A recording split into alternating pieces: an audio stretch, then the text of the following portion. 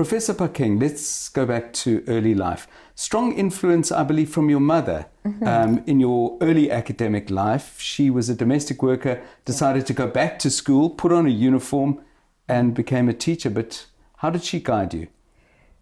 Well, I mean, my mother led by example. Yes. I mean, when she went back to finish her higher primary school, doing standard 6 at that time, I was doing grade 1.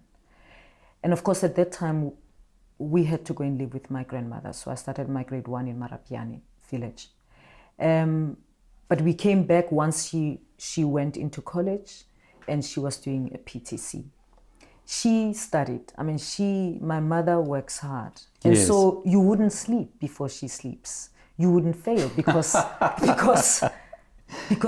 her results, my dad compared her results with our results. Yes. But also because she was studying, she checked our books, she did our homework with us.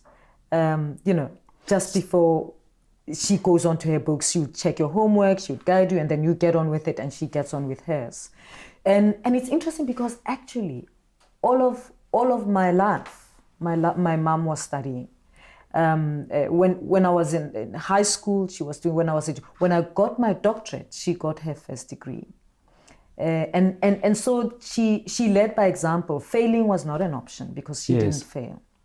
And so you basically stayed up working until the last candle was blown, and she decided when that candle would be blown out. Yes. And sometimes she had a study group when she started doing, because she did this thing bit by bit, because she only did up to grade 10 now. Standard 8, what used to be standard 8. Yeah. And then she went to college. And so after she qualified as a teacher, she then went to night school as she was teaching to do matric. And at that time, you do one subject at a time. So she was going to night school after work. She would cook and then go to night school and then come back from night school.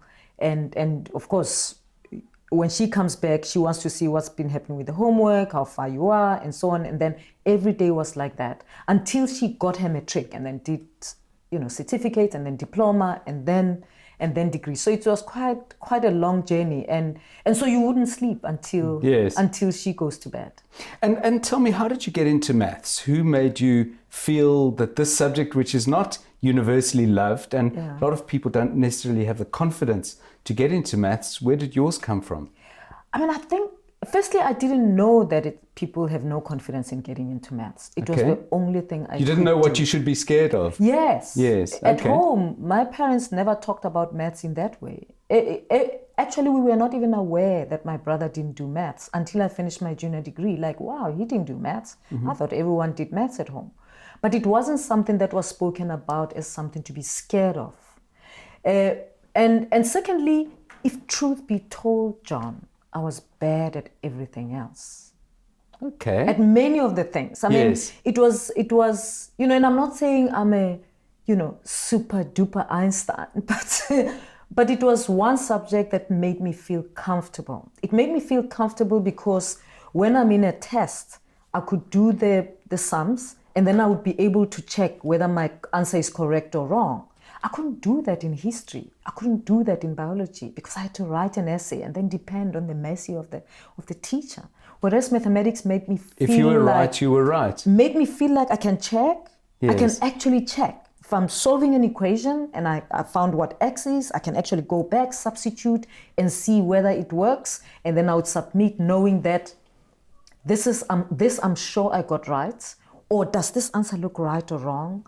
It's the only place I felt that I had control of my learning. I could see where things were going. Whereas elsewhere, even though I didn't do badly or horribly, I just was never confident that things will come out fine.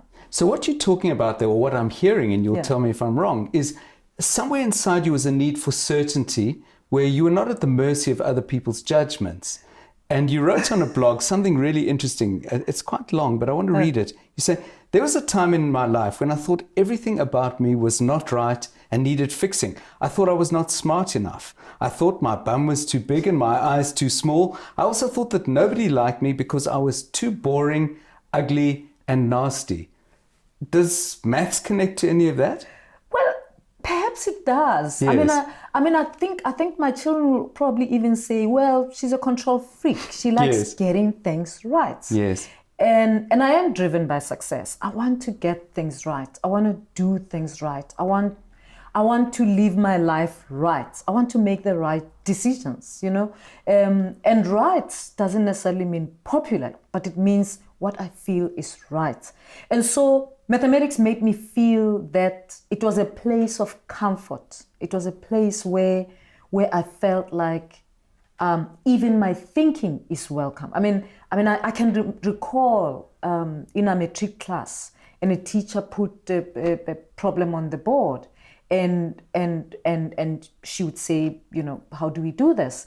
And it was welcome that I had a different way of doing it, and she would encourage that. So it was a place where those kind of things would happen, and so it made me feel comfortable that I can approach it another way as long as I understand what the problem is asking me to do, and I do it and I get to the right solution. That's good. So I guess certainty perhaps is my place of comfort. And yet you're embarking on a job where some answers will be numbers. Of course they will. Numbers of professors who are women, transformation targets, etc., etc. But many of the answers couldn't be less certain if you tried. Are you excited about that? Is that a chance to be another part of yourself, perhaps? Well, the thing is, I've been on this journey for a while. Yes. I mean, I've been dean of a faculty. I've been DVC before. This is my second DVC time. And all of that had no certainty. Yes. But it needs courage. Okay. It needs courage. It needs humility also to be able to say, I can do this. It needs an ability to recognize that even some of the things that you can't do, there's others in the team who can do, and you can draw on them and you can lead them. But the courage is to stand up and say, this is where we're going. And we're going to draw on you. We're going to draw on you. And we're going to go there, and I will be first to go. So that courageousness and the need and the ability to operate in a space of uncertainty and even unrest, it's not new.